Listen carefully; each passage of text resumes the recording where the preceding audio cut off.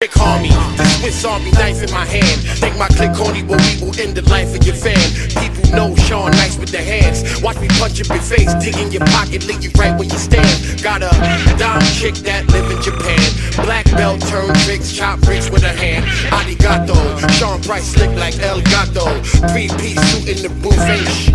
Might smack off half your smile. Go to court with a suit, smack the other half after trial. Plead the fifth, y'all snitches better plead the eighth. Don't leave your face touched up, now your knees are straight, I'm bucking.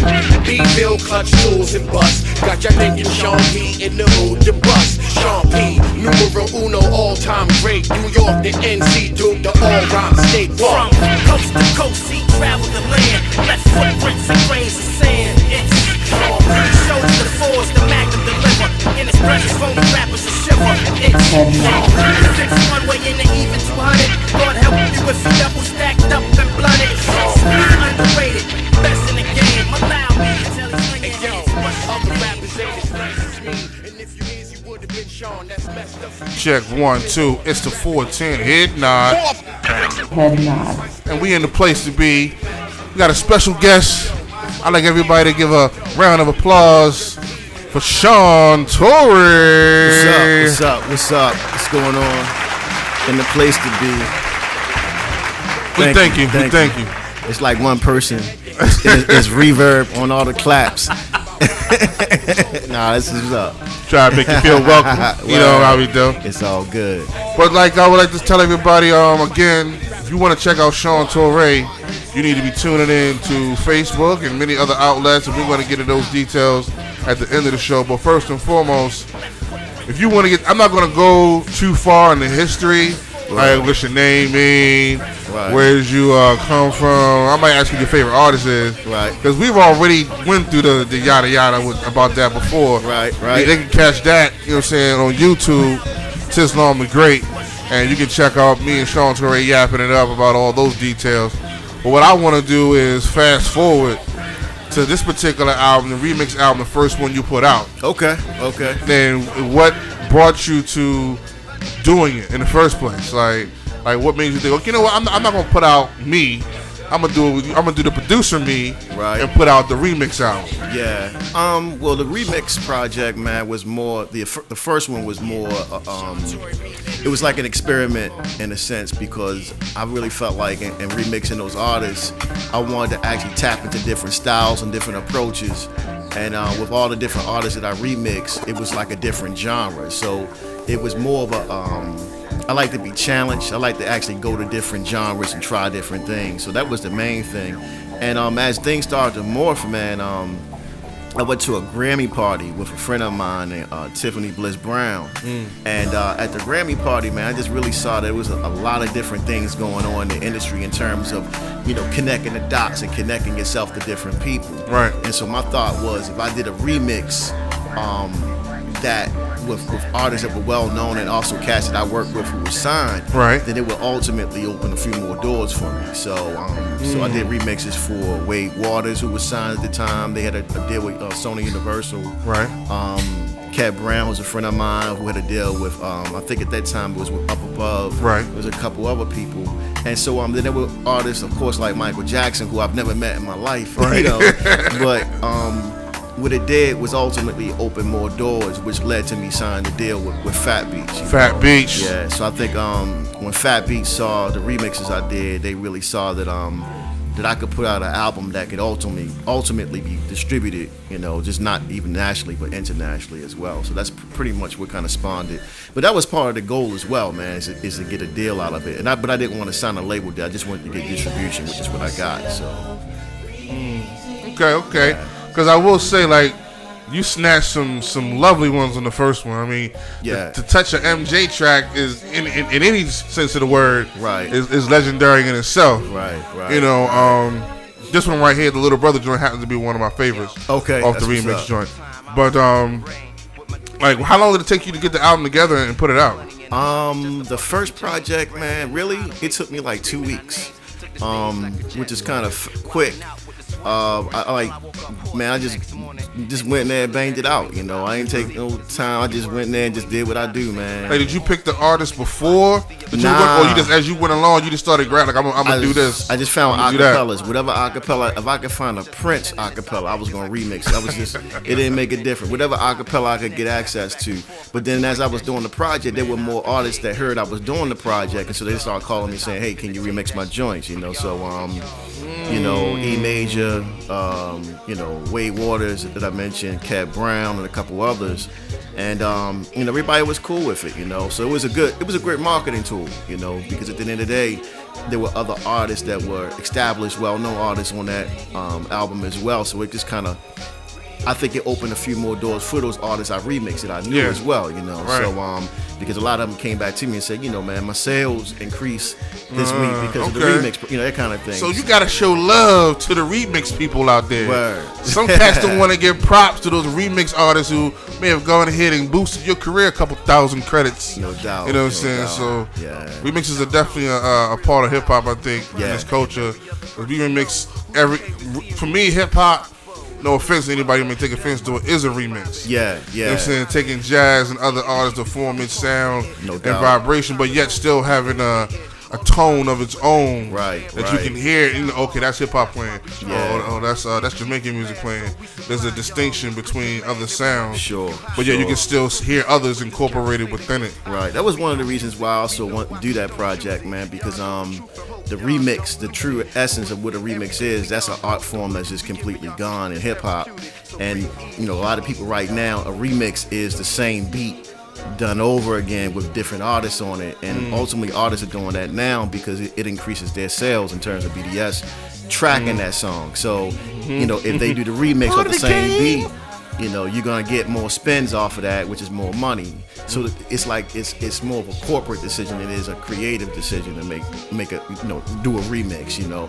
But because of the you know, I'm not a mainstream artist, you know, so being signed to an underground label, I don't have to play the political game in terms of how commerce interacts with the business aspect of the art, you know? Right. So it's just like, I'm kind of happy about that I'm kind of immune to those political things involving, you know, having to do a remix but doing the same beat over again, because it just takes away the creative element of what a remix really is, you know? Right. So, you know, I mean, all they really doing is changing the pitch of the beat. It's the same beat, you know, it's like a DJ. Yeah, it's the same beat. They just change the pitch of it, you know what I mean? So, you know, no disrespect. I mean, you got to make your paper, but just don't be lazy.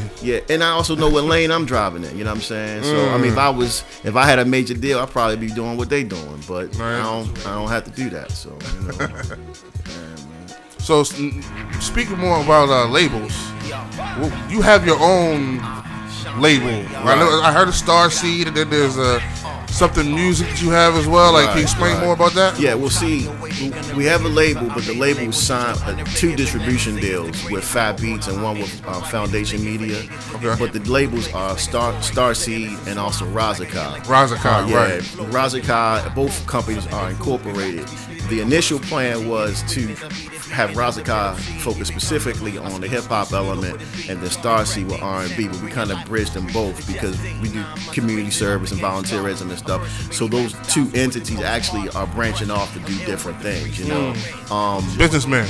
Yeah, it's definitely part of the business, and also just being able to branch out of Baltimore. We have a studio in Atlanta right now, so yeah, so things are really expanding with that, and you know, I think with the deal that we have right now with Fat Beats, they're looking for more records, and we're looking to sign more artists, you know, to actually give more artists more exposure. And with the international distribution deal, man, it's just really opened a lot of doors for the label and also for other cats that we really want to put on, you know. So yeah, man. But we're doing it progressively. We didn't want to run right into that, you know what I'm saying? Because you know, sometimes you expand too fast, and it kind of slows the progress down, the music and the company and all that. So it's just kind of a methodical process. Taking on too much weight too quick. Yeah. Okay.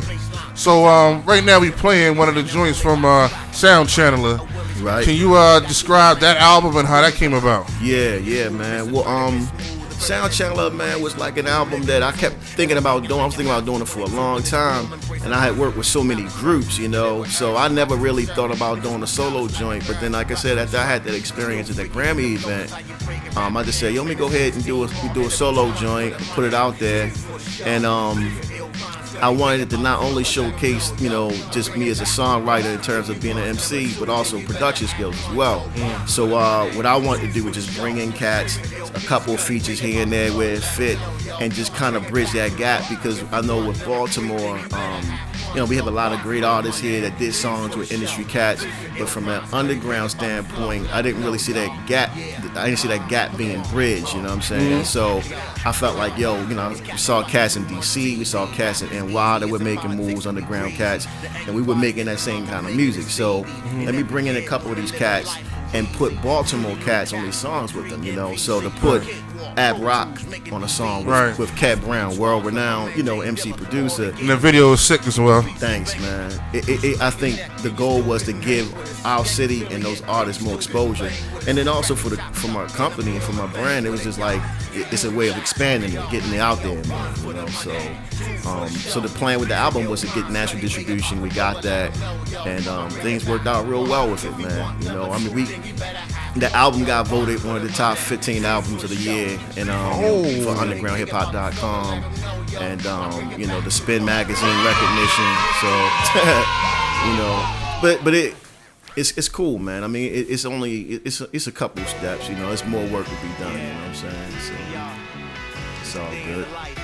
All in the day of the life. Now that was a music video. Yeah. It's the first music video, the song we playing right now, that you did, right? Right. So how can you explain the experience of doing, like, this is your first music video? Yeah, as a solo artist. So how was that organized and calling and the lining up of the people and because it was really just you, Kev, and Ab Rock. Ab in the joint. Right. Like location picking. Like, can you explain that whole entire process? Well, me and the brother Aaron Keeney, we wrote the treatment for it, and I knew that, you know, the video was gonna get out there, so I wanted to shoot Baltimore. Like, I wanted Baltimore to be the foundation of the video. So yeah, man. In terms of the treatment, as far as the treatment was concerned, you know, we was like, yo, we want the harbor in it, but we didn't want to make it look like the average, you know, Joe Smo video. You know what I'm saying? So our whole thing was, yo, let's make Baltimore look like it really looks, you know what I'm saying? Because the perspective on Baltimore was everything when we was doing shows in Cali or whatever, New York. The question was, yo, is Baltimore like The Wire? You know what I'm saying? It's like, yo, that's one aspect of it, you know. So we wanted to show them different aspects of it. So that kind of influenced the decision in terms of the different scenes and stuff like that.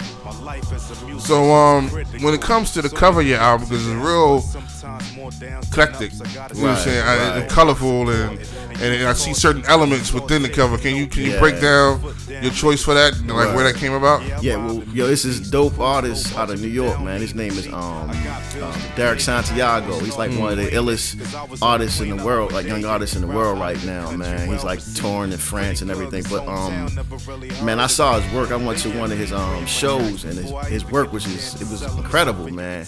And what attracted me was the colors in his work, and I felt like the colors in his work matched what I was doing musically.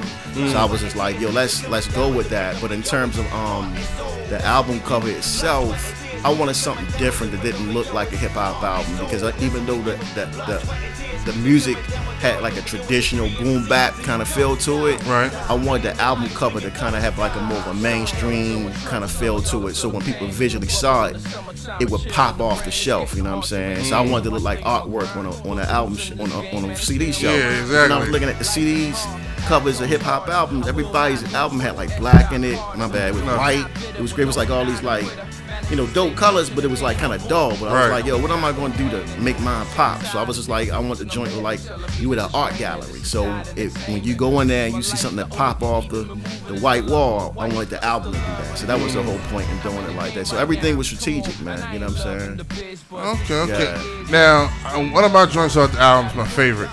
I think I don't know if you remember. I told you you already did the remix for or the beat track for before you had and I was like, okay, that's dope. Right. When I heard this joint, I'm about to redefine the whole genre. Think of me. Y'all don't understand.